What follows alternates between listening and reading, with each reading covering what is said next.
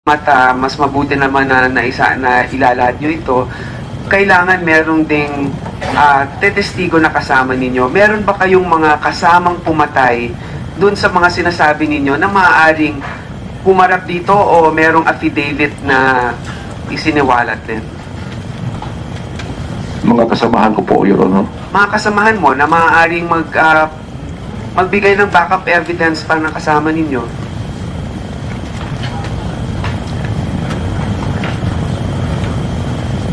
Kung pangalanan ko po sila, hindi po sure po na mag-back up sila sa statement ko, pero pwede ko po silang pangalanan.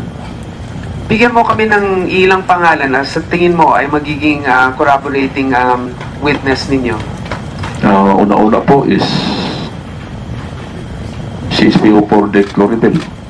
Ang pinupunto ni Senator Grace again, ang pinupunto ni Senator Grace, yung sinabi ko kanina sa opening statement ko, di ba? Res inter alios acta.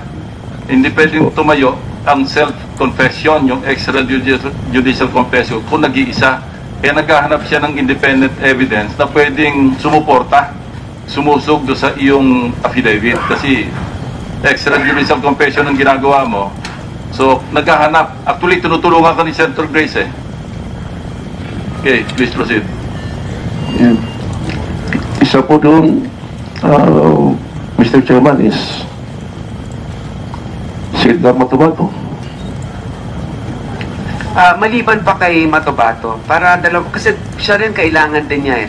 So tumatayo ka na tinulungan mo din siya sa kanyang salaysay, sa'yo naman sinong pwedeng tumulong? Ito, mga kasama ko, sila si SPO3 Teodoro Pagidopon. Lahat po ng mga pangalan na yan, syempre, hihingi na lang namin yung listahan sa inyong mga abogado para naman mas mapalakas yung aligasyon ninyo o yung sinasabi ninyo. Sa ngayon, wala pang nagpapakita para patunayan yung sinasabi ninyo. Nais ko lamang ilahad yun para sa record. May mga nabanggit po kayo na 5 mayor na nag-utos. Mr. Chairman, just on that point, may mga ibang mga testigo pa na lumalapit dun sa kaparian, kaya hindi rin naman pwede makakompromiso ni Arthur Las Cañas. So I believe in time lahat naman yan will just fall into place, Chairman. Nais lang natin kasing ipakita na dito sa ating hanap ng katotohanan, dapat magkaroon din ng patunay na magbibigay ng value sa kanyang salaysay. May nabanggit po kayong 5 mayor na nag-utos din na pumatay kasama ng mayor ng Davao. Sino pa yung ibang mga mayor na nag-utos dito? Ba ito kay Bersabal?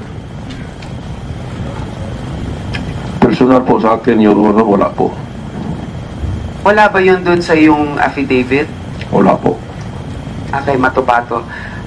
Pero kayo, hindi po ninyo alam yung mga 5 mayor na yon? Wala po.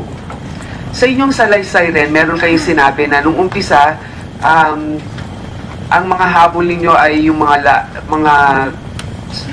mga drug pushers, yung mga drug dealers. Pero nung bandang huli ay meron na rin mga political. Sa inyong salaysay ba, sinabi ninyo yon? Yes po, isa po doon si kay Palakis. Sino yung mga political na mga kalaban na pinahanap sa inyo at pinapatay? Sino-sino itong mga ito? Pagka-remember ko, isa si Barangay Captain Galiarte. Sino pa po? Si June Pala. June Pala. Sino pa po? Yung si Fred Soto. Sino naman po siya? Ang isa po itong part-time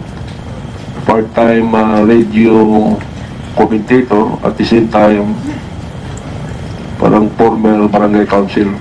Lahat po yung mga political hits na yon, kanino po ninyo kinuha ang order na patayin sila? Dito kay Galiarte at kay Soto, kay Sunny Benaventura. Pero walang diretsyo mula sa mayor. Kay June Pala. Kay June Pala, siya mismo ang nagsabi sa inyo? Dahil doon nag-usap kami, nung nagkita kami doon sa isang mall, I understood na it was karugtong doon sa order ni Sunny Bilobitura. Paano niya diretsang hinayag sa inyo yon? Paano niya inutos? Kasi in Visayan dialect, sinabi niya sa akin, Sabihin niyo po sa Bisaya, tapos i-translate na lang ninyo. naunsa man to pagpampos ninyo kang John Pala. Paki-translate, Senator Pacquiao. Paki-ulit po. Iulit. Naunsa man to pag-ambos ninyo kang John Pala. Sa Tagalog po ano bang nangyari doon sa pag-ambush nyo kay John Pala? Tama? Yun ba? Tinanong ka o inutos sa'yo? Tinanong. So, tinanong. So, dahil doon, alam nyo na konektado siya. Yes, Your Honor. Dahil nalaman niya na tanungin kayo doon. Mr. Chairman, on that point, ano yung kasunod after nung sinabi nun? Ano nangyari doon sa ambush nyo kay John Pala? Ano sagot mo sa kanya? Ang sagot ko sa kanya, sorry sir. Ang response naman niya, take time, ayaw pagdali. So, sinabi sa'yo na okay lang, parang take your time, hindi tayo nagmamadali. Ganun ba yon? Parang ganun. So, parang try and Basta try ang until you pinaka-word, succeed. niya, take time, ayaw pagdali. Okay. Ngayon, meron kasing isang kaso, no, Laud versus People of the Philippines. Yung Supreme Court upheld the issuance of a search warrant to search other parts of the Laud Quarry. Specifically, 3 caves inside the Laud compound where the remains of the alleged victims of the DDS may be found. Ito ba ay na-search na kung sasamahan kayo sa quarry, matuturo ba ninyo kung saan nyo mismo inilibing yung mga naging biktima ninyo? Yung particular ko po maturo, yung pataha sa pamilya. Yung pamilya na yon. Opo, Your Honor. So, gusto po natin malaman sa mga naririto ngayon, yung CHR, naimbestigahan na ba yon? Kasi alam nyo ngayon, gusto ko lang i-warn, yung mga maaaring distorbohin yung quarry na yun ngayon, malalaman natin kung bago lang ang paghukay ngayon para alisin doon ang ebidensya. So, ang CHR ba, meron na ba kayo naging hakbang tungkol dito para maimbestigahan o ang PNP? Anyone among the commissioners present? Thank you, Mr. Chair. We've been told by our regional director from Davao City that we have not had a chance to investigate the quarry. We haven't been able to visit. Yung mga iba ba sa PNP, meron ba kayong alam na inimbestigahan na yan? Ang tagal na niyan at hindi pa rin napupuntahan yung quarry na yan. Bakit? Yung Supreme Court ruling sinasabing pwede nang puntahan ito at bakit naman hindi kung ito'y magpapatunay ng isang pagpatay? Ating flag lawyers, meron pa kayong alam tungkol dito? Ma'am, might be allowed. Regarding the Supreme Court case you cited, the issue there should be, where is the witness that gave the information? His name is Abesola. He's cited in the Supreme Court case. And in that same Supreme Court case, if you go to the search warrant that was issued by the lower court, the names he cited as persons who were involved in the killing of June Pala are the same persons, respondents in the search warrant case. The issue therefore was, from the Supreme Court, since the Supreme Court said the search warrant is valid, what happened after that? Why did they not continue to execute the search warrant? When did the Supreme Court have an opinion on this, sir? This is dated, the decision itself, ma'am, was dated, pardon. The decision is dated November 19, 2014. The search was done in 2009, ma'am. And the person by the name of Abesola only approached the PNP team that were there who were doing the search. And he asked, what are you doing here? The PNP said, we are searching for bodies. So he whispered to Fajardo. I think the team leader was a certain Superintendent Fajardo, who is still connected to the PNP today. And he brought them to these caves. And Fajardo saw these bones in these caves. He did not touch them. He wanted to do it by the book. So he applied for a search warrant. This is the Laud case now. Attorney, maybe we should refer this to the CHR. Your comments on this? Your Honor, in fact, the lawyer in this case of the Benvenido Laud, whom he has mentioned, the owner of the quarry is now no longer belongs to Benvenido Laud, Your Honor. It has been divided. One went to Gaisano and one went to another businessman, Mr. Lee. Well, that's irrelevant. I suppose at this point, Yes, Your Honor. Attorney, who questioned the issuance of the warrant to begin with? It was Benvenido Laud, the owner of the quarry at that time, and his lawyer was Vitaliano Aguirre, Your Honor.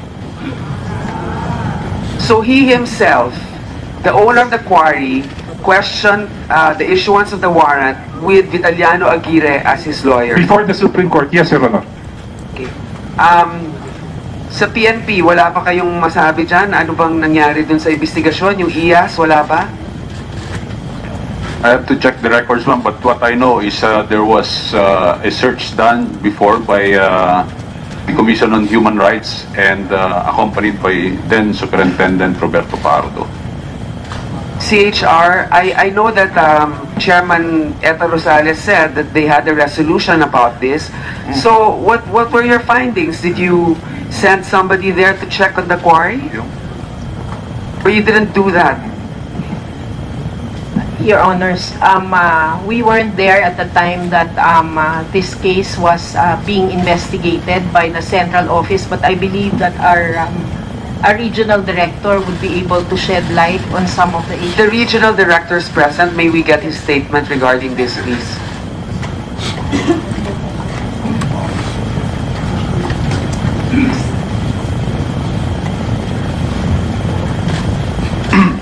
Yes, ma'am. Sir? Comsec, paki-administer yung oath.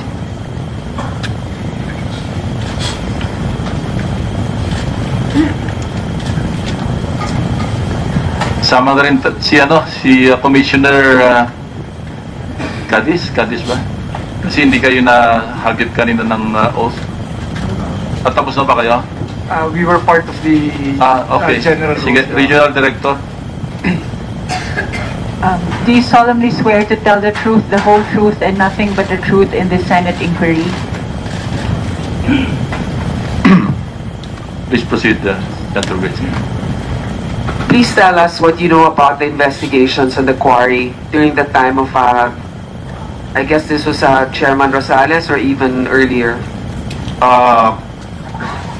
Actually, CHR 11 was not part of the team that conducted the investigation at the Laud Quarry. It was headed by then Chair Laila de Lima. And the whole investigation, the whole public inquiry was conducted by the CHR Central Office. CHR 11, its participation was only limited to the preparation of the venue for the public inquiry. We were not part of the public inquiry itself. And our region never conducted any inspection. You were not directed by then CHR Chair De Lima to do any inspections? No, ma'am. No, ma'am. So she did not? Because we never investigated a case where information about victims at the Laud Quarry were I think,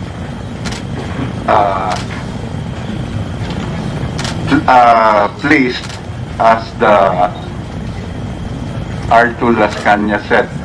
Mr. Chair, I just want, also for the information of those listening and us here, who is primarily responsible for investigating this? Isn't it the PNP also if it's a crime?